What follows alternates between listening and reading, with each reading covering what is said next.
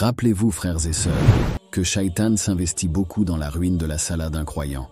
En fait, il est obsédé par cela parce que c'est lui qui a été invité à prier Allah au début des temps et il a refusé et il le regrette. Mais l'arrogance l'empêche de s'excuser et il ne s'excusera pas. Et donc Jahannam sera sa maison comme Allah nous l'a dit, c'est pourquoi il est extrêmement dérangé par ceux qui s'opposent à Allah et font ce qu'il sait qu'il aurait dû faire. Toutes ces petites choses. C'est se prosterner devant Allah. Sa première ligne d'attaque contre vous et moi est de nous convaincre qu'il n'est pas nécessaire de prier. La salat est futile. Vous connaissez donc beaucoup de personnes de votre famille, peut-être tous vos amis, qu'Allah les protège et nous guide.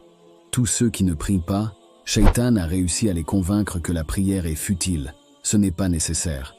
Cependant, s'il échoue dans cette tentative et que vous écrasez ses chuchotements et que vous entrez dans votre salat, il n'abandonnera pas. Il opte pour la deuxième meilleure ligne d'attaque, c'est quoi? Retarder votre salat. C'est pourquoi beaucoup de gens ne se souviennent pas de la dernière fois qu'ils ont prié le Fajr alors qu'il faisait encore noir dehors. S'ils le prient, c'est seulement lorsque le soleil est à mi-hauteur du ciel. La hawla wa la quwwata illa billah. Il dira de retarder, de répéter. C'est bon, vous avez le temps, combinez-le. Si cependant vous priez votre salat à temps, il optera pour sa troisième ligne d'attaque. Il n'abandonne pas. Il se tiendra à côté de vous. Et il vous rappellera des choses que vous avez complètement oubliées.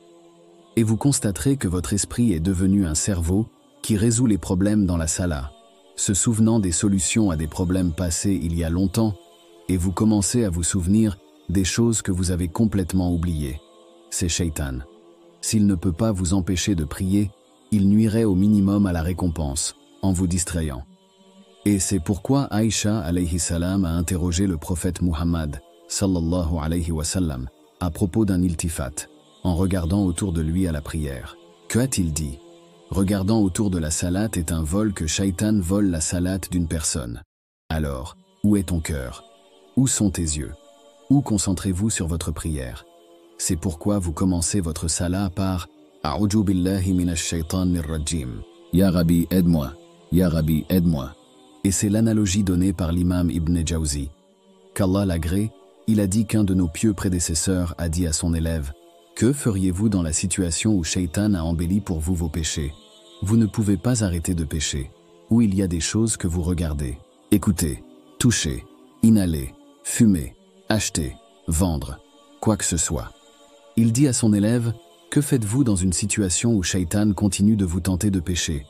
L'étudiant a donné la réponse que vous et moi aurions donnée, à savoir combattre Shaitan. Il a dit « Et si Shaitan revenait une seconde fois ?» Il a dit « Je vais le combattre. » Et s'il vient une troisième fois?